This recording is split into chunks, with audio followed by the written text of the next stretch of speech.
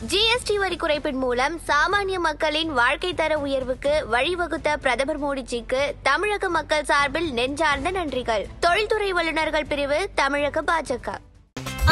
No compromise. உங்க சைடுலயும் எங்க சைடுலயும். It's a GT promise. GT Holidays, South India's #1 travel brand.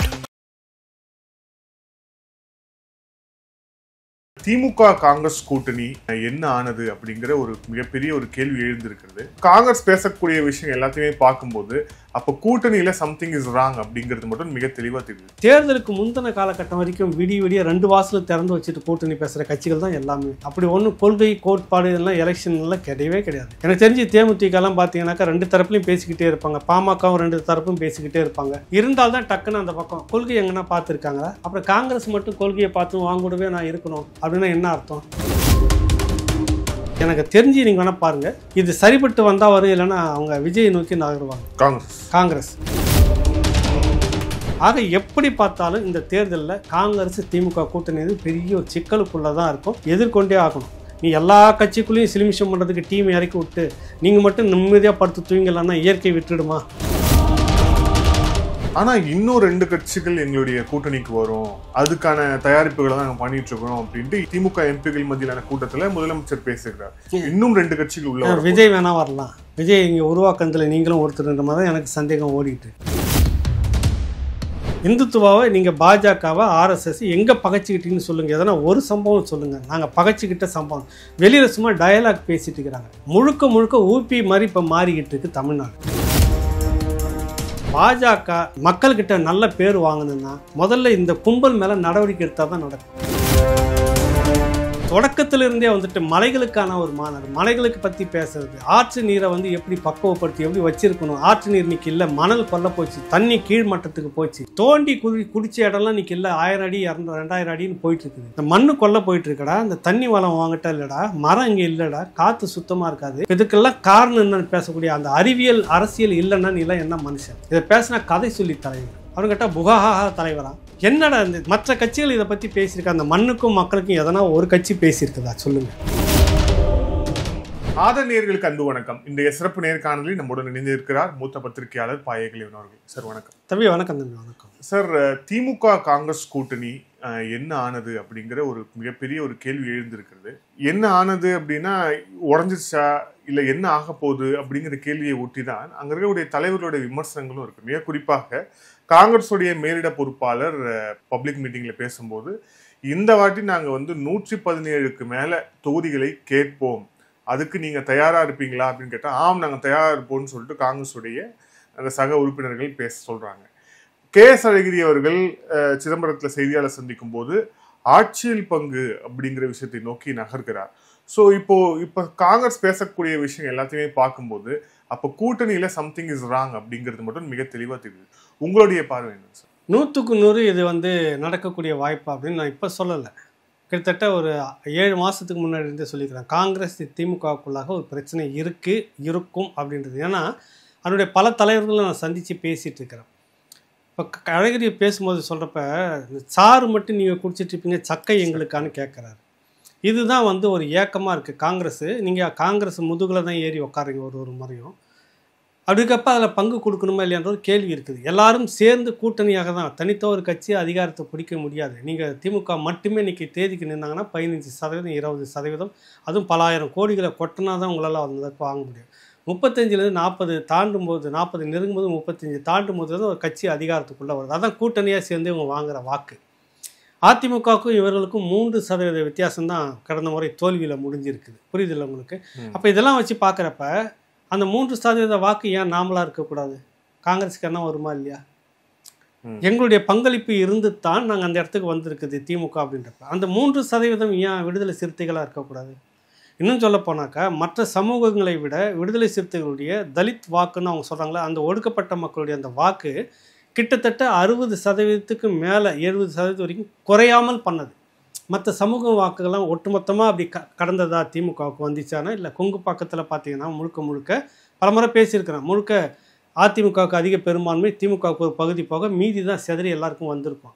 தேவர்கள் இது ஓட்டு அப்படி பார்த்தீங்கன்னா இப்போ எல்லாமே கிட்டத்தட்ட பாஜக நோக்கி நகர்றாங்க. அதிமுக அதிகமாக இருப்பாங்க, அப்புறமா திமுக நோக்கி இருப்பாங்க. ஆனால் திருமாவளவன் அவர்களுடைய அந்த சமூகம் சார்ந்த அந்த ஓட்டு அப்படியே போனது திமுக. இப்போ அவங்க ஏன் ஆட்சியில் பங்கு கேட்கக்கூடாது? என்ன இருக்குது? அவங்க கேட்க போகிறதுல நாங்கள் கேட்க மாட்டோம்னு சொல்லிட்டாங்க, அது வேறு விஷயம். காங்கிரஸுக்கு அந்த எண்ணம் ரொம்ப காலமாகவே இருக்குது. இப்போ அது எப்படி அவங்களுக்கு அந்த கோபம்னா, காங்கிரஸ் ஆட்சி இருந்தபோது அந்த டெல்லியில் வந்து உட்காந்துக்கிட்டு என்ன விதமான அழுத்தம் கொடுத்தீங்க, எவ்வளவு துறைகளை வாங்கினீங்க, எப்படிப்பட்ட முக்கியமான துறைகளை கேட்டு வாங்கினீங்க. பணம் கொடுக்கக்கூடிய சாதாரண தொகை மற்ற இடத்துல மாநிலங்கள்லாம் பார்த்தீங்கன்னா ஏதோ ஒரு இணை துணைன்னு கொடுத்துட்டு இருந்தாங்க. ஒரு நார்மல் பணம் கொடுக்குற துறையாக வாங்கினீங்க. கப்பல், கடல் போக்குவரத்து கப்பல், அப்புறம் சாலை போக்குவரத்து, இது எல்லாமே இந்தியா முழுக்க நினச்சி பாருங்கள். அலைக்கற்றை எப்படிப்பட்ட விடயமாக முடிஞ்சதுன்னு நினச்சி பாருங்கள். எல்லாமே பணம் கொடுக்குற தொழில் அப்படி கேட்டு வாங்கிட்டு உக்காந்துட்ருக்கீங்க. அதே நிலைப்பாடு தான் அவங்க காங்கிரஸுக்கு. உங்கள் கூட்டணி தான் நீங்கள் அங்கே இருந்தீங்க. தமிழ்நாட்டில் மட்டும் வாங்கி கொடுத்தீங்க, எல்லா ஸ்டேட்லையும் நீங்கள் போய் வாங்கி தரல. ஆனால் தமிழ்நாட்டுக்குள்ளாக இந்த ஸ்டேட்னு பார்க்க போகிறப்ப காங்கிரஸ் எல்லா இடத்துலையுமே இருக்குது, அவங்களுடைய வாக்கு வருது. ஏன் நீங்கள் அவங்களுக்கு இங்கே வந்து பங்கு கொடுக்கக்கூடாது? இதுதான் அவங்க கேட்குற கேள்வி. எனக்கு தெரிஞ்சு நீங்கள் வேணால் பாருங்கள், இது சரிப்பட்டு வந்தால் வரும், இல்லைன்னா அவங்க விஜய் நோக்கி நகருவாங்க. காங்கிரஸ் தோத்தாலும் பரவாயில்ல, நமக்கு ஒன்றும் பிரச்சனை. நம்ம கொஞ்சம் சட்டமன்ற உறுப்பினர் வந்துட்டு உட்காந்துங்கிறதால ஒன்றும் ஆகப்படலை. ஆட்சியில் பங்கு, அதிகாரம் பங்குன்ற ஒரு அரசியல் இப்போவே நம்ம முன்னே எடுப்போம். இனி வருங்காலத்தில் அது நிற்கணும். இல்லை விஜயை நோக்கி நகருவாங்க, இல்லைன்னா அதிமுக போனாலும் போவாங்க. அவங்களுக்கு பிரச்சனையே கிடையாது. அதிமுகவும் பாஜகவும் பார்த்தீங்கன்னா அண்ணாமலை வந்து ஒரு குறுக்கு சால் ஓட்டுறாரு. அவருக்கு அங்கே டெல்லியில் ஒரு அசைன்மெண்ட்டும் கொடுக்கல, ஒரு வேலையும் இல்லை. ஆனாலும் போய் இவங்க வந்து தினகரனை பார்க்குறாரு. அங்கே எல்லாம் முடிஞ்சிச்சு. அதிமுக பாஜக கூட்டணி நல்லா போயிட்டுருக்குது. திடீர்னு வந்து தினகரனை பார்க்குறாரு. நான் அமித்ஷா கிட்ட டைம் வாங்கி தரேன், நீங்கள் போய் பாருங்கள், நீங்கள் வந்து உள்ளே இருக்கணும்னு பேசுகிறப்ப அது அதிருப்தியில் தானே முடியும் உங்களுக்கு. இப்போ டெல்லி சொல்லி அண்ணாமலை செய்யலை, எனக்கு தெரிஞ்ச தகவல் அப்படி தான் கிடைக்கிது. ஆனால் இங்கே அதிமுக என்ன நினைக்கும், இங்கே என்ன இப்படி பேசிவிட்டு அங்கே வந்து அண்ணாமலை இறக்கிட்டு இப்படி களை வெட்டுற வேலை எதுக்கு? கோபம் வருமா வராதா? ஆக தேர்தலுக்கு முந்தின காலகட்டம் வரைக்கும் விடிய 2 வாசலும் திறந்து வச்சுட்டு கூட்டணி பேசுகிற கட்சிகள் தான் எல்லாமே. அப்படி ஒன்றும் கொள்கை கோட்பாடு இதெல்லாம் எலெக்ஷன்லாம் கிடையவே கிடையாது. எனக்கு தெரிஞ்சு தேமுதிகலாம் பார்த்தீங்கன்னாக்கா 2 தரப்புலையும் பேசிக்கிட்டே இருப்பாங்க, பாமகவும் 2 தரப்பும் பேசிக்கிட்டே இருப்பாங்க. புரியுதில்ல? எது உங்களுக்கு செட் ஆகுதோ, இன்னும் நேற்றுன்னு சீட்டு 8 அவங்க 10 அவங்க 15 அப்படி ஏறிக்கிட்டே இருக்கும். இருந்தால்தான் டக்குன்னு அந்த பக்கம் கொள்கை எங்கன்னா பார்த்துருக்காங்களா? அப்புறம் காங்கிரஸ் மட்டும் கொள்கையை பார்த்து வாங்கூடவே நான் இருக்கணும் அப்படின்னா என்ன அர்த்தம்? இந்துத்துவா உள்ளே போந்துருன்னு சொன்னீங்க. இந்துத்துவா உள்ளே போந்துருன்னு சொன்னதில் இந்துத்துவா கூட நீங்கள் எவ்வளோ கை கோத்துட்ருக்குன்னு காங்கிரஸுக்கு தெரியாத உண்மையிலேயே? கடந்த தேர்தலில் ஏன் வடக்க சொதப்புனுச்சு? சனாதனத்தை இப்போ பேச வேண்டிய அவசியம் என்ன? அவன் பிள்ளையும் அவங்க கூட கூட்டணி இருக்கக்கூடிய விசிகாவும் யார் சொல்லி அது நடந்தது? சனாதானம் நீங்கள் பேசி ஒரு எதிர்ப்பு விஷயம் வடக்கை எவ்வளோ காங்கிரஸுக்கு சிக்கலாச்சு, எவ்வளோ எதிர்கொண்டது. அங்கே தமிழ்நாடு மாதிரி இல்லை, தென்னகம் மாதிரி வடக்கு கிடையாது. அது முழுக்க ஒரு முறை ஜெய் ஸ்ரீராம் ஒத்த கோஷத்துக்கு கீழே இருக்குது. இது தெரிஞ்சே நீங்கள் இதெல்லாம் பெரிய சிக்கலுக்கு உண்டாகிற மாதிரி பேசுகிறீங்க. அப்போ நீங்கள் காங்கிரஸ் நல்லா வரணும்னு பார்க்குறீங்களா, கூட இருந்தே நீங்கள் குழி வெட்டுன்னு நினைக்கிறீங்களா? காங்கிரஸ் நினைக்குமா இல்லையா? நினச்சது எனக்கு தெரிஞ்சு பல தலைவர்கள் சொன்னாங்க. புரியுதில்ல உங்களுக்கு? கர்நாடகா தேர்தலுக்கு உங்களை அவ்வளோவா ஒட்ட வைக்கலையா? நீங்கள் தானே போய் ஒட்டிக்கிட்டீங்க தேர்தல் பிரச்சாரத்துக்கு. ஏன்னா அங்கே அடி வாங்க உங்களுக்கு பாஜக அது பிரச்சாரமாக வைக்குது. இப்போ என்னடான்னு பார்த்தீங்கன்னாக்கா, ஒரு கடந்த சில ஆண்டுகளாக பார்த்தீங்கன்னாவே இந்த திருப்பதி கூட அந்த விஷயம், இந்த விஷயம், ஆன்மீக விஷயம்லாம் பார்த்தீங்கன்னா கிட்டத்தட்ட ஒரு ஊபியில் நடக்கிற மாதிரி நான் பார்க்குறேன். நேற்று நான் போகிறேன், கோயில்களில் பார்த்தீங்கன்னாக்கா அவ்வளோ ஜெகஜோதியாக லைட் செட்டப், அது இது சாமி வரிசையாக ரோட் ஓட்டத்தில் சாமி சிலைகள் டெக்கரேஷன்லாம் சத்தியமாக அந்த மாதிரி நான் பார்த்ததே இல்லை. எந்த மண்ணில் நடக்குது? நீங்கள் மறைமுகமாக ஆர்எஸ்எஸ்னுடைய அஜெண்டாவை திமுக நிறைவேற்றிட்டுருக்கு. காங்கிரஸுக்கு தெரியாதா? அது மூத்த தலைவர்கள் பலரும் பேசுகிறாங்க. எனக்கு தெரிஞ்ச ஒரு 4-5 பேர்ட்டு நான் பேசுகிறேன். அளவுக்கு மீறி இப்போ இந்துத்துவாருடைய தலைங்க தூக்கிக்கிட்டே இருக்குது. ஏன் அப்போ மறைமுகமாக இந்த அறநிலைத்துறையை கை கோத்துட்டு ஒரு பக்கம் வேலை செய்யும், நீங்கள் பெரியார் தூக்கின்னு ஒரு பக்கம் நிற்பீங்க. இந்த ட்ராமாலாம் காங்கிரஸுக்கு தெரியாத உங்களை பற்றி? நீங்கள் யார் என்ன உங்களை பார்த்ததே அதானே, தோல் மேலே தூக்கிட்டு வந்ததே அதுதானே, தெரியாதா உங்களுக்கு? சொல்லுங்கள். ஆக எப்படி பார்த்தாலும் இந்த தேர்தலில் காங்கிரஸ் திமுக கூட்டணி பெரிய ஒரு சிக்கலுக்குள்ளே தான் இருக்கும், எதிர்கொண்டே ஆகணும். நீ எல்லா கட்சிக்குள்ளேயும் சிலிமிஷம் பண்ணுறதுக்கு டீமை இறக்கி விட்டு நீங்கள் மட்டும் நிம்மதியாக படுத்து தூங்கலான்னா இயற்கை விட்டுடுமா? பிறருக்குன்னா முற்பகல் செய்யும் பிற்பகல். விசிகாக்குள்ளே ஆள் வச்சுக்கிட்டு நீ கலையை வெட்டுவேன், காங்கிரஸ்குள்ளே ஆள் வச்சுக்கிட்டு நீ கலையை வெட்டுவேன், கூட்டணி கட்சிக்குள்ளே ஆளை வச்சு நீங்கள் உடச்சி விட்டுன்னு இருப்பேன். எப்படி இந்த முஸ்லீம் கட்சி உங்களுக்கு எப்படி உடஞ்சது? யாரால் உடஞ்சது? உங்கள் கூட்டம் தானே செஞ்சுது. அதை புரியுதில்லை உங்களுக்கு? இவ்வளவும் நீங்கள் பண்ணிவிட்டு உன் கட்சி மட்டும் உன் கூட்டணி மட்டும் அப்படியே அழுங்காமல் குலுங்காமல் நடக்கலான்னா இயற்கை விட்டுடுமா? சாமின்னு சொல்லுவாங்க சில பேர். நீங்கள் செய்தது நீங்கள் தான் அர்த்தம் ஆகணும். அதனால் காங்கிரஸ் கேட்குறதுல என்ன தப்பு இருக்குது சொல்லுங்கள்? இப்போ உன்னுடைய ஓட்டு சதவீதம் எவ்வளோ இருக்கும் திமுக சொல்லுங்கள். தனிச்சு நின்று ஒரு முறை நீங்கள் வாங்கி காட்டிட்டு இந்த கூட்டணியில் நாங்கள் தனிச்சு நிற்கிறோம், எங்களுடைய செல்வி ஜெயலலிதா ப்ரூவ் பண்ணாங்கல்ல, நீங்கள் பண்ணுங்களாம் ஒரு முறை. ஏன்னா எந்த காலகட்டத்திலும் உங்களை ஏற்றுக்கிறது இல்லை மக்கள். நீங்கள் வரதெல்லாம் ஒரு விபத்தில் தான், ஆக்சிடெண்ட்டில் தான் வரீங்க. ஜே அணி எம்ஜிஆர் இருந்த வரைக்கும் இல்லை, ஜே அணி ஜானி அணின்னு பிரிஞ்சு அந்த நேரத்தில் வந்தீங்க. 91 96 செல்வி ஜெயலலிதா அந்த காட்டாட்சின்னு சொல்லுவாங்கல்ல, உண்மையிலே இருந்துச்சு. அதை மறுக்கவே முடியாது யாராலையும். புரியுதுல? அந்த அம்மா அங்கேருந்து கிளம்புதுன்றப்பவே கோட்டை வரைக்கும் ரோட்டை பிளாக் பண்ணதெல்லாம் நாங்கள் அனுபவிச்சிருக்கிறோம். வெயிலில் நின்றுக்கிட்டு மயக்க போட்டு ஊந்தவெல்லாம் இருக்கிறான். அந்த பாய்ஸ் கார்டன் பக்கமே போக முடியாது, அந்த பக்கத்துலேயே கேட் போட்டு உட்காந்து இவ்வளோ எக்கச்சக்கமாக சொல்லலாம் நீங்கள். ஆனால் இன்றைக்கி அதை விட 100 மடங்கு சொத்து குவிப்பு இருக்குது உங்ககிட்ட, 100 மடங்கு காட்டாட்சி இருக்குது. நேற்று ஒன்றும் இல்லை, விருதுநகர் பக்கம் எங்கேயுமே இந்த திட்டங்கள் செயல்படுத்துது அரசு எப்படின்னு பார்வையிட போகிறாரு நம்ம துணை முதலமைச்சர் உதயநிதி. வெறும் மலர்களாலே அலங்காரம் போகிறீங்க. சொல்லுங்கள், நான் கேட்குறேன், நான் தப்பா? எவன் அப்போ முட்டு சொத்து அது? எவன் அப்போ முட்டு? நீங்கள் கூத்தடிச்சுட்டு கலைஞர் கடைசி கட்டத்தில் அப்படி தான் தடிக்கு விழுந்தா விழா நடந்துக்கிட்டே இருந்துச்சு. அந்த இடத்த நோக்கி நகர்றீங்க நீங்கள். எவன் அப்போ முட்டு காசு? ஏன் நீங்கள் போய் நின்று பார்வையிட்டுட்டு திட்டங்கள்லாம் எப்படி செயல்படுத்துனா அதெல்லாம் நீங்கள் பார்த்துட்டு வந்தால் ஆகாதா உங்களுக்கு? எதுக்கு இவ்வளோ மலர்லேயே அலங்காரம் வினோ? யார் அப்போ முட்டு காசு போகிறீங்க நீங்கள்? சொல்லுங்கள். இல்லை உல்லாசத்துக்கு போகிறீங்க, அங்கே சுற்றுலாவை போகிறீங்க, உல்லாச சுற்றுலாவை போகிறீங்க. திட்டங்கள் நிறைவேறுதா இல்லையா, நிறைவேற்றிருக்காங்களா இல்லையா பார்க்க தானே போகிறீங்க. போய் சுற்றி வந்துட்டு இருந்தாங்க. இதுக்கு யார்கிட்ட கான்ட்ராக்ட் கொடுத்தீங்க? இதுக்கு எவ்வளோ செலவாச்சு? ஏன் இந்த கூத்து? வாங்குகிற கடன் 5 லட்சம் கோடி வாங்கிக்கலாம், கூத்தடிச்சிட்டு போகிறதுக்கு அந்த கடனை நீங்கள் வாங்குற கேள்வி கேட்பானா இல்லையா யாராவது? சொல்லுங்கள். இது வரைக்கும் பார்த்தீங்கன்னா ஒரு 10க்கு மேற்பட்ட இடத்துல பள்ளிக்கூடங்கள் உள்பட எல்லா கட்டடமும் மேலே கட்டி சில மாதங்களில் உளுந்து கொட்டி இருக்குது.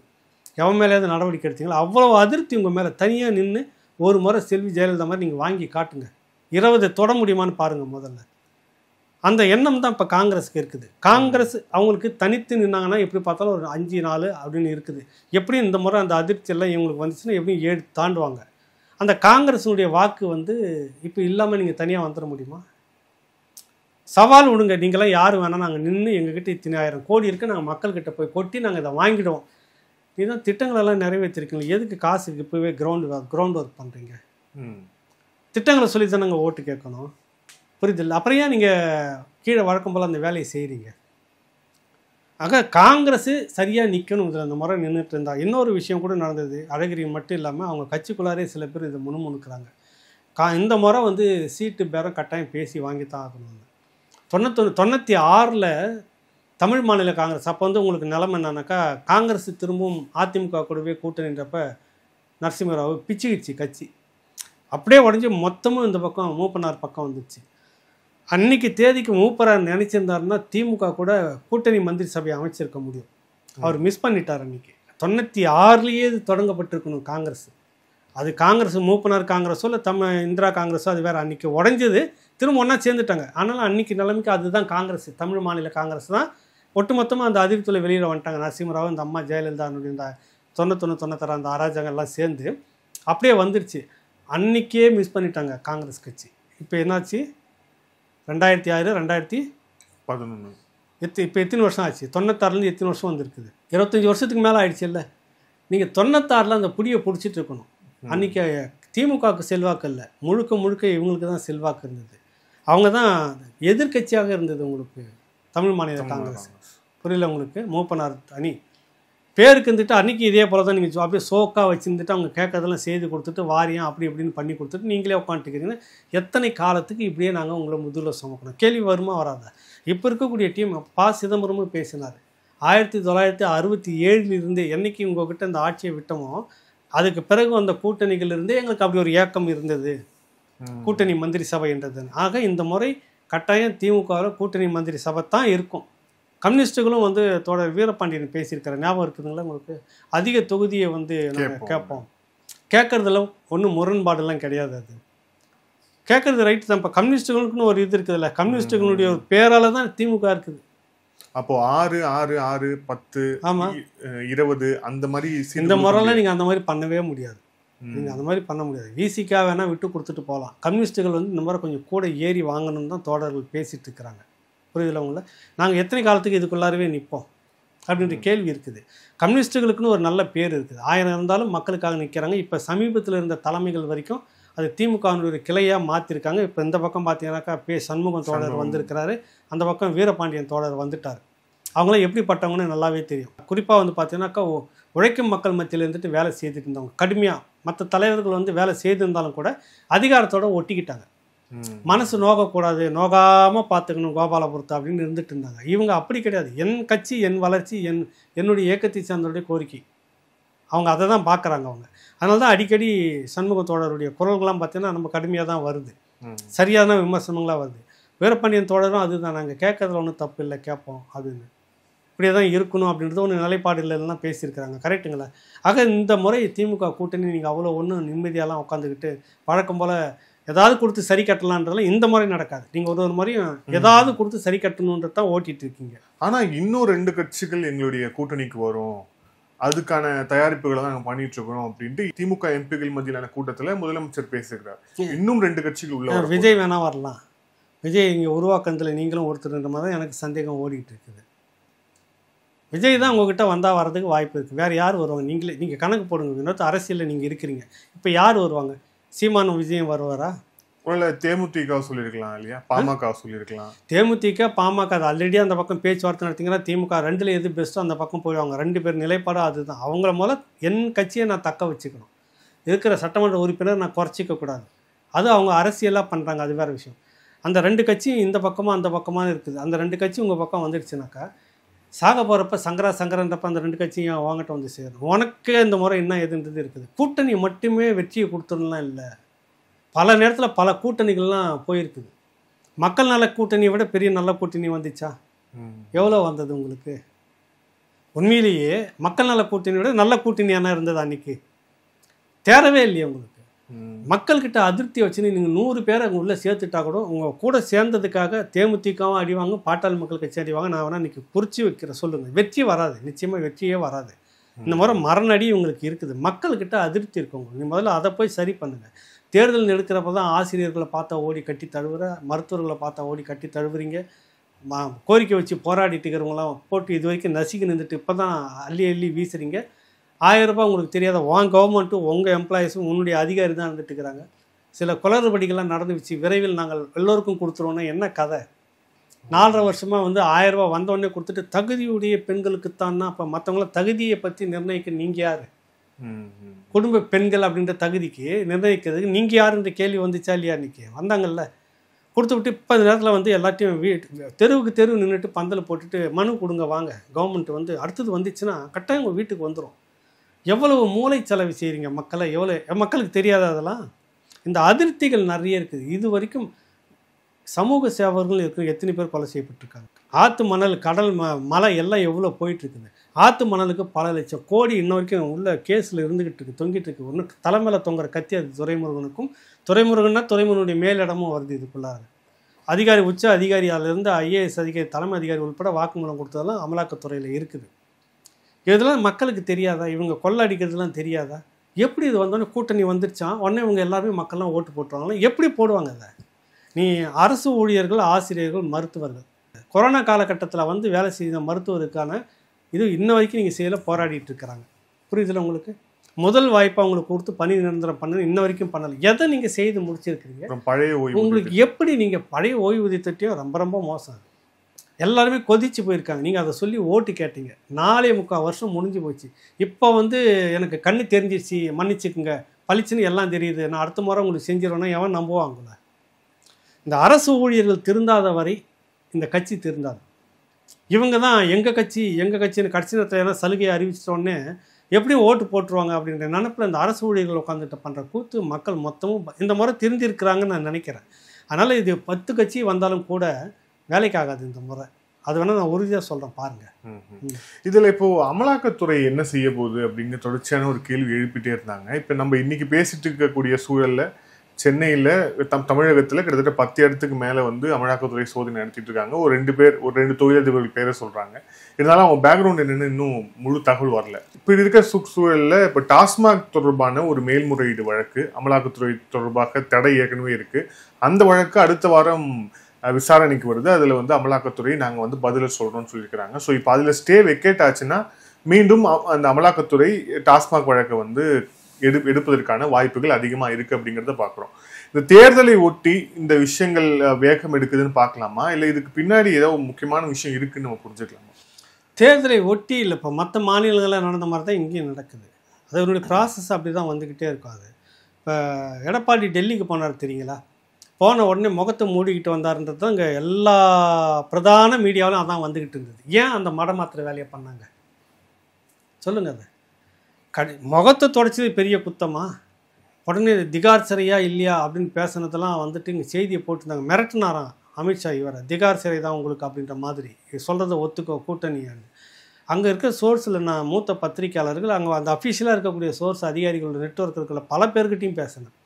பிரச்சனையே இந்த பிரச்சனையை தான் பிரதானமாக பேசியிருக்காங்க. 5 விடயங்களை பேசியிருக்காங்க. போதை மருந்து கடத்தல் வழக்காக அப்படியே இருக்குது, அது என்ன ஆச்சு அப்படின்றது தான் பேசியிருக்காங்க. மணல் விடயம் வந்து கிட்டத்தட்ட பூதாகாரமாக வெடிக்கும்.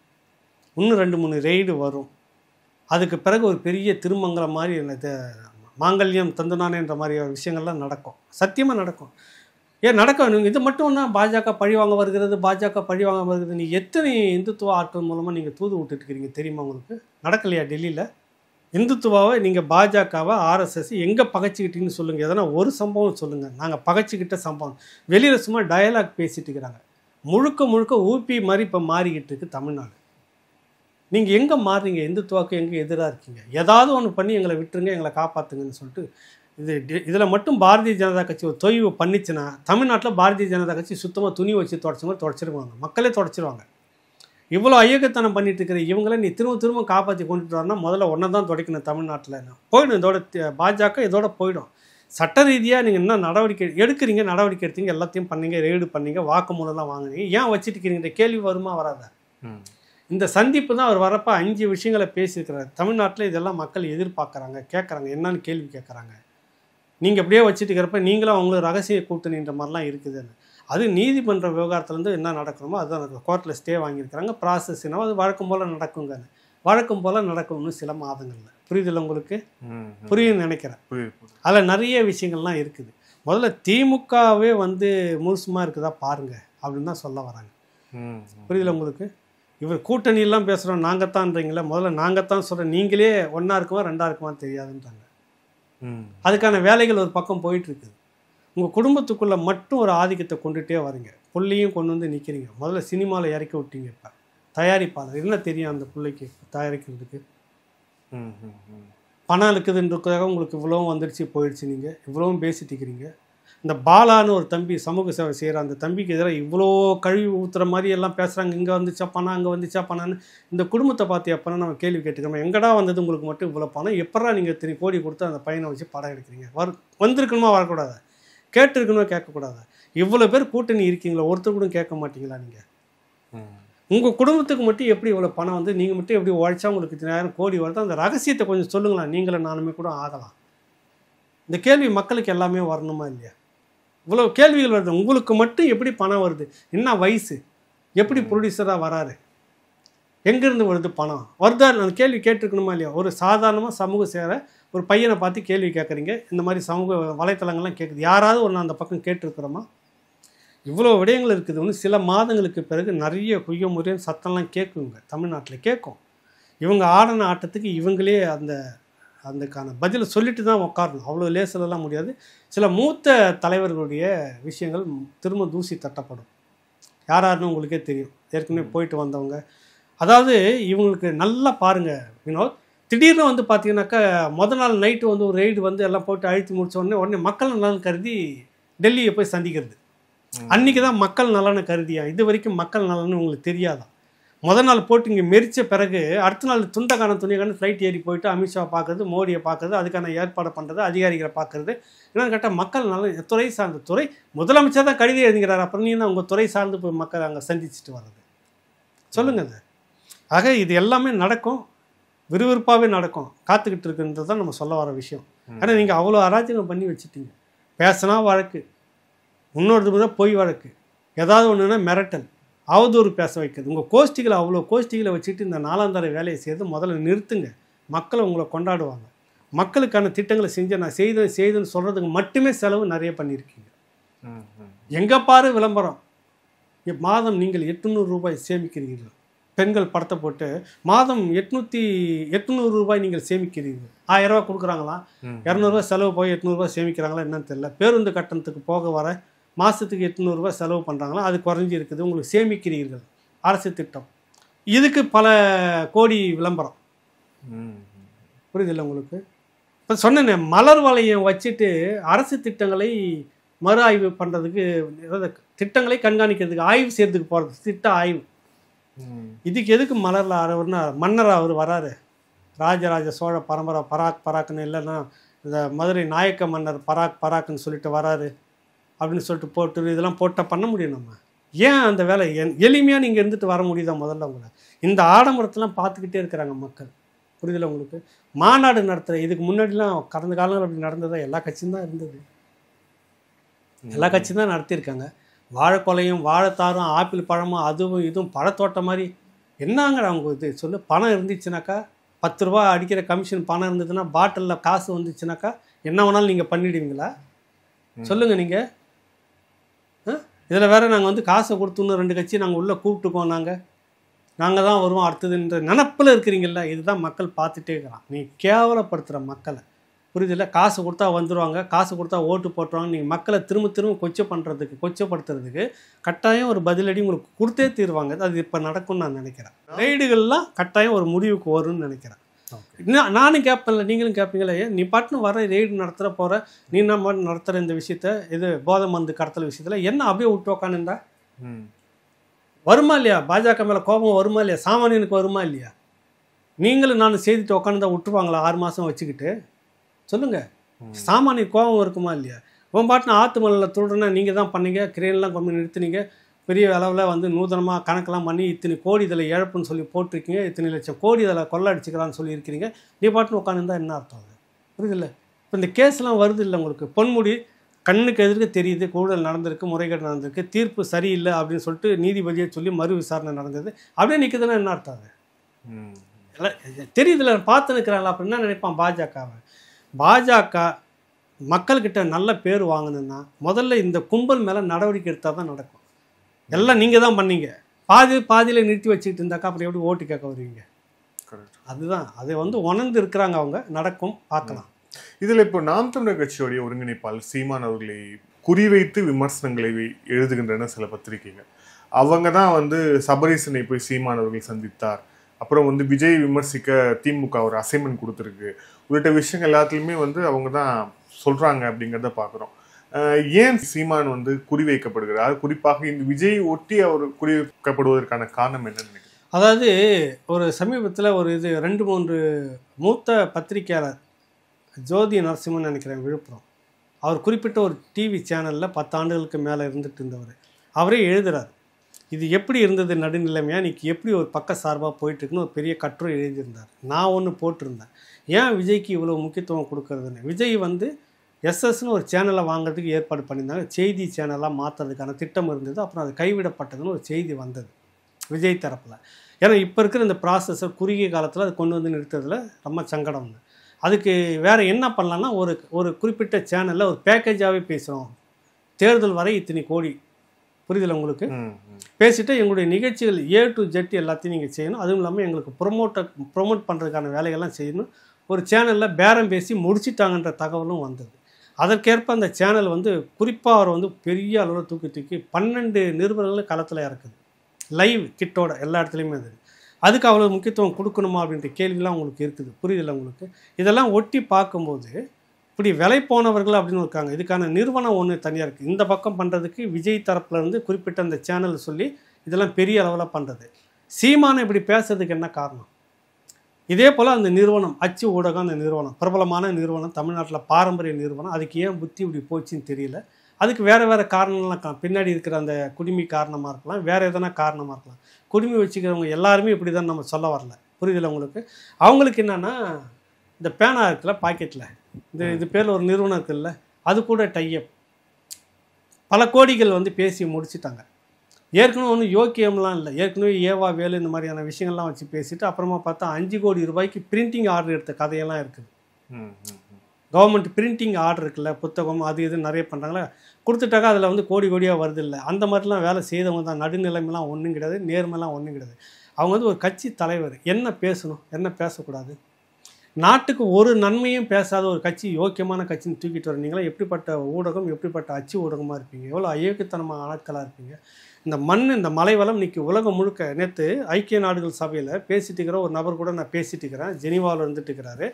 சமீபத்தில் இந்த ஆழ்துளை கிணறு போடுற அந்த விஷயத்தில் வந்து பிரான்ஸ் வந்து ஆதரவு தெரிவிக்குது, போடக்கூடாதுன்னு சொல்லிட்டு. இங்கே நடக்கிற ஒரு பிரச்சனை அவர் அங்கே பேசியிருக்கிறாரு. ஏன்னு கேட்டிங்கனாக்கா அது அவ்வளோ மோசமான, உலகம் முழுக்க பெரிய பாதிப்பை ஏற்படுத்தும். நீங்கள் இங்கே வந்து கடையை திறந்து விட்டுட்டு இருக்கிற இந்த கவர்மெண்ட் இப்படியான விஷயங்கள் இதெல்லாம் பேசுறது யார்? இன்றைக்கி இந்த மாதிரி ஆபத்தான விஷயங்களை, கனிம வளம் ஒரு கட்டுப்பாடு இல்லாமல் கொள்ளடிக்கப்படுது. மலைகளை எல்லாம் சுரண்டிட்டிங்கன்னா என்ன ஆகும் நாளைக்கு? இதை பேசக்கூடிய அரசியல் கட்சிக்கு அந்த நாலேஜ் வேறு எந்த தலைவருக்காவது இருக்குதா? அதை பேசுகிறாரு சீமானை ஆதரிக்கிறதுக்கெல்லாம் பேசலாம். அந்த அறிவுத்தளத்தை நான் பார்க்குறேன். அவருடைய அந்த கடுமையான உழைப்பு, ஓட்டு பொறுக்கி எப்படினாலும் தின்னுட்டு போகலாம், அது இல்லை என் பிரச்சனை. பிரதானமான இன்னொரு பிரச்சனை இருக்குன்னு சேர்ந்து இந்த சமூகத்தோடு அந்த இளைய தலைமுறையை சேர்த்து கொண்டு வராருல, இந்த பொறுப்பு யாருக்காவது இருந்ததா? 49 தொடர்ந்து திமுக இப்போ தான் சுற்றுச்சூழல் சூழலில் ஆரம்பிக்கிறேனே உன் கட்சிக்குள்ளாரன்னா உன் யோகியதை இத்தனை வருஷம் எப்படி இருந்திருக்குது? ஆனால் இது தொடக்கத்தில் இருந்தே வந்துட்டு மலைகளுக்கான ஒரு மாநாடு, மலைகளுக்கு பற்றி பேசுறது, ஆற்று நீரை வந்து எப்படி பக்குவப்படுத்தி எப்படி வச்சிருக்கணும். ஆற்று நீர் இன்னைக்கு இல்லை, மணல் கொல்ல போச்சு, தண்ணி கீழ் மட்டத்துக்கு போச்சு, மேலே தோண்டி குடிச்ச இடம்லாம் இன்றைக்கி இல்லை, 1000 அடி 2000 அடின்னு போயிட்டுருக்குது. இப்போ இதுக்கெல்லாம் காரணம் என்னன்னு பேசக்கூடிய அந்த அறிவியல் அரசியல் இல்லைன்னா நீ எல்லாம் என்ன மனுஷன்? இதை பேசினா கதை சொல்லி தலைவர், என்ன அயோக்கியத்தனமான டைட்டில் சொல்லு, கதை சொல்லி தலைவர். அவனுங்கிட்ட புகாஹா தலைவரா? என்னடா இந்த மற்ற கட்சிகள் இதை பற்றி பேசியிருக்கா? அந்த மண்ணுக்கும் மக்களுக்கும் எதனா ஒரு கட்சி பேசியிருக்குதா சொல்லுங்கள்? ஓலா, யூபர் எல்லாம் வந்திருக்குது. தமிழ்நாடு அரசே நீங்கள் அதை இவங்க சொல்கிறாங்க, நாம் தமிழர் சொல்கிறாங்க, இந்த அரசே நாங்கள் வந்தால் இதை வந்து நாங்களே எடுத்து நடத்துவோம், அதிகபட்சமான கமிஷன் இல்லை, ஓட்டுநருக்கு பலன் அளிக்கிற மாதிரி இருக்கும், நாம் தமிழ்நாடுக்கும் ஒரு வருமானம் வரும். உங்களுக்கு அவ்வளோ வசதி இல்லையா? ஒரு ஆப்பை நீங்கள் உருவாக்கி அதன் மூலமாக ஓட்டுநருக்கெல்லாம் கொடுத்து இதை தான் கட்டாயம் தமிழ்நாட்டு வருவாய் இதில் வரும், எத்தனை லட்சம் எத்தனை ஆயிரம் கோடி எடுத்துகிட்டு போகிறேன், யாருன்னே தெரியாது. அதை பேசுது நாம் தமிழர் கட்சி. இங்கே இருக்கக்கூடிய இந்த ஓட்டுநர்கள், டாக்ஸி ஓட்டுநர், ஆட்டோ ஓட்டுநர் இருக்காங்கல்ல, ஒட்டுமொத்தமாக அவங்களுக்கு இப்போ வந்து பார்த்தீங்கன்னாக்கா 100க்கு இவ்வளோன்னு எடுக்கிறான். 30 ரூபாய்க்கிட்ட ஏதோ போகுது போல. 10 ரூபா தான் எடுக்கணும் அரசு தரப்பில், மீதி எல்லாம் ஓட்டுநருக்கு லாபம். ஓட்டுநருக்கும் சந்தோஷமாக இருக்கும், அரசுக்கும் 10% வருதுல்ல. டாஸ்மார்க் வருமானத்தோட கூட வரும்ல இதில் உங்களுக்கு வரும் இல்லை உங்களுக்கு. ஏன் அதை செய்யாமல் நீங்கள் நீங்கள் என்ன உங்களுக்கு வேறு நீங்கள் வாங்கிட்டு இருக்கீங்களோன்னு தோணுது. அதனால் நீ யார் வேணாலும் வா, நீ ஆரம்பிச்சுக்கோ, எங்களுக்கு கொடுக்குறத கொடுத்துக்கோ, அதானே அர்த்தம். உங்களால் அதை தொடங்க முடியாதா? ஒரு தனியார் செய்கிறான், ஒரு அரசு செய்ய முடியாதா? சொல்லுங்கள். ஆரம்பிக்கலாம்ல, நீங்கள் போட்டிக்கு ஆரம்பித்து செய்திருக்கலாம்ல. இதையெல்லாம் பேசக்கூடிய அரசியல் யாருக்கிட்ட இருக்குன்னா இங்கே சீமானுக்கிட்ட இருக்குது. இந்த அறிவியல் அரசியல்னு இருக்குது. இதை நீங்கள் எடுக்கவே இல்லை இன்ன வரைக்கும். மண்ணை பற்றி பேசலை, காற்றை பற்றி பேசலை. நாளைக்கு எல்லாருமே ஆக்சிஜன் சுத்த முடியுமா? உங்கள் கும்பல்கிட்ட இருக்கும் 1000 கோடி 2000 கோடி வச்சுட்டு பணத்துக்கு முதலீடு, படம் திரைப்படம் எடுக்கிறதுக்கு 500 கோடி 1000 கோடி செலவு பண்ணுறீங்க. உங்கள்கிட்ட இருக்கும், உங்கள் பிள்ளைங்கள்லாம் வந்து ஆக்சிஜன் மாதிரி மாட்டிக்கிட்டு சுற்றுவாங்க. நீங்களும் நானும் பாமர மக்கள் எங்கே போவாங்க? நல்ல காற்றுக்கு எல்லாத்தையும் கெடுத்து வச்சுட்டு எங்கே போய் தண்ணி குடிப்போம்? உனக்கு காசு இருக்குது, பாட்டில் வாங்கிக்கிற, ஆடு மாடலில் எந்த கடையில் போய் காசு கொடுத்துவாங்க? இந்த கேள்வி கேட்குற அறிவியல் ஞானம் உங்களுக்கு இருக்குதா? கதை சொல்லி தலைவர்னா நீ எப்படிப்பட்ட பத்திரிக்கை? உன்னோட பத்திரிக்கை தரமும் எவ்வளோ தரங்கட்டு போயிருக்குன்னு தெரியுதா உங்களுக்கு? எவ்வளோ நாளாந்தரமாக போயிருக்குன்னு தெரியுதா? சொல்லுங்கள். ஏன்னா உங்களால் அது இல்லை, காலம் மாறிடுச்சு. நீங்கள் மட்டுமே அதிகாரம், ஊடக அதிகாரம்னு ஒன்று இருந்து இப்போ சமூக வலைத்தளங்கள் வந்துடுச்சு. உங்களுடைய வீழ்ச்சி எந்த அளவுக்கு தான் பல மடங்கு சமூக வலைத்தளங்களுக்கு இருக்குது. அதனால் இந்த திமிரில் இன்றைக்கும் இந்த மாதிரி உட்காந்துட்டு பேசாதீங்க. இப்போ கூட பார்த்தீங்கன்னா பொங்கல் ரெசிபியா, சீமானுடைய பொங்கல் ரெசிபி நான் படித்தேன். அதில் சீமான் பச்சரிசி, அப்புறம் இந்த தமிழ் உணர்வுன்னு வெல்லம் ஒரு 100 கிராம் இப்படிலாம் போட்டு நக்கல் அடித்து உதயநிதிக்கு எழுதான். ஒரு முறை உதயநிதிக்கு எழுத இன்பன் நிதின்னு வந்திருக்கிறார் ஒரு முறை எழுத. நீங்கள் அப்போ ஒரு கட்சியை வந்து இந்த மக்களுக்கு நல்லது சொல்லக்கூடாது, நாசமாக போகணுன்னு அரசியல் பண்ணுற கட்சி தூக்கி தலைமையில் பிடிக்கிற பத்திரிக்கையா? சீமான் இது எல்லாத்தையும் பேசுகிறாரு, இந்த எல்லா விஷயத்தையும் பேசுகிறா. உங்களுக்கு கதை சொல்லி நக்கல் கிண்டல் அடிப்பது புகாகான்றது என்ன நாளாந்தர புத்தியில் இது உங்களுக்கு? நீ என்ன பத்திரிக்கை, நீ என்ன படிச்சிருக்கிற, நீ என்ன ஆசிரியர், எதுக்கு நீ பத்திரிக்கை நடத்துகிற? இவங்களும் நாம் தமிழர் கட்சியும் வெக்கம் கட்டு போய் உட்காந்து அங்கே விவாதத்தில் பேட்டி வேறு கொடுப்பாங்க. இவங்க ஊடகத்துக்கு பொதுவாக நாங்கள் அப்படி தான் பண்ணுவோம். 4 வாரம் போட்டு கிழின்னு கிழிச்சிருவோம், துணி காணன்னு கதறுவாங்க. 5ஆவது வாரம் அவர் கூப்பிட்டு ஐஸ் வச்சு ஒரு பேட்டி எடுத்து போட்டுருவோம். அப்புறம் ஒரு 10 வாரம் போட்டு தாக்குன்னு தாக்குவோம். அப்புறம் கூப்பிட்டு அந்த கட்சியிலேருந்து ஒருத்தனை நாங்கள் நியூட்ரலாக இருக்கிறோன்னு காட்டிக்கிறதுக்கு. புரியுதில்லை? அந்த வேலையை செய்கிறாங்களா? நாம் தமிழர் கட்சிக்கு கொஞ்சமாவது மண்டியில் உரைக்கணும் இல்லை? இவ்வளோ நாளாந்தரமாக பண்ணிட்டு இருக்கிறான். புறக்கணிங்க, அன்னைக்கு வந்து இவங்க மட்டும்தான் முகமாக இருந்தாங்க வினோத். இது மூலமாக தான் செய்தி. இன்றைக்கி அப்படி இல்லையா, நீங்கள் முகநூல்லே போட்டுட்டு போங்களாம், அதுவே நிறைய போகுது. ஆக இது வந்து ஒரு அநீதியான அத்துமீறிய ஒரு அறத்துக்கு அப்பாற்பட்ட அறமே இல்லாத ஒரு ஊடகமாக தான் நான் பார்க்குறேன். இது வந்து புரோக்கர் வேலை. புரோக்கர் அவங்க பண்ணுறது புரோக்கிங், அது வந்து ஊடகம் கிடையாது. இப்போல்லாம் இந்த கமர்ஷியல் புரோக்கிங்குள்ளே வந்துட்டாங்க. அதனால் சீமானை பார்த்தா புகான்றது, கதை சொல்லின்றது. என்ன கதையை சொல்லிங்கிறாரு? ஒரு ஊரில் ஒரு ராஜா ராணி இருந்தாங்க. அந்த ராஜா வந்து தொடக்கத்தில் மஞ்சள் பையோடு வந்தார். வந்துட்டு அப்புறம் பார்த்தீங்கன்னா அந்த ராஜாவுக்கு ஒரு பைசா கூட இல்லை சொத்து, கார் சொந்தத்தில் கிடையாது, ஒரே ஒரு ஒத்த வீடு தான் இருந்துச்சு. அதையும் வந்து பொது சேவைக்காக எழுதி வச்சுட்டாரு. மனைவி இறந்த பிறகு தான் அதுவும் பொது சேவைக்கு போகணும்னு எழுதி வச்சார். அந்த ராஜாவுக்கு பிள்ளைங்கள் இருந்தது. ஆனால் அந்த ராஜா பிள்ளைங்கள் எல்லாமே கிட்டத்தட்ட பல லட்சம் கோடி பல லட்சம் கோடிக்கு கோடியாக அதிபதியாக இருந்துட்டு இருக்கிறாங்கன்னு கதையை சொல்லிட்டு உட்காந்துங்கிறாரு. இந்த மண்ணு கொல்ல போயிட்டுருக்கடா, இந்த தண்ணி வளம் வாங்கிட்டா இல்லைடா, மரம் இங்கே இல்லைடா, காற்று சுத்தமாக இருக்காது. இந்த அரசியல் சொல்லியும் ஓட்டு அரசியலுக்குள்ளே மாற்றுறாங்கப்பா. அடிப்படை அறிவு சொல்கிறது தப்பா இல்லை இந்த கதையை சொல்லிட்டு இருக்கிறாரு? இந்த கதையை சொல்லணுமா உங்களுக்கு? எதை பற்றியும் பேசாதங்க, ஊழல் முறைகேடுன்றதை பற்றி மட்டுமாவது பேசி விழிப்புணர்வு ஏற்படுத்திங்கன்னா அதுவும் கிடையாது. என்னென்னா ஒருத்தர் நல்லவனா வந்துடக்கூடாது சமூகத்தில். அதுக்கு இந்த மாதிரி நாலாந்தர பத்திரிக்கை, தரமாக இருந்த பத்திரிக்கை நாலாந்தரமாக போயிருக்குது தான் வருத்தமாக இருக்குது. பார்ப்போம். நன்றி சார். பல்வேறு கேள்வி. Thank you sir. ரொம்ப நன்றி, வணக்கம்.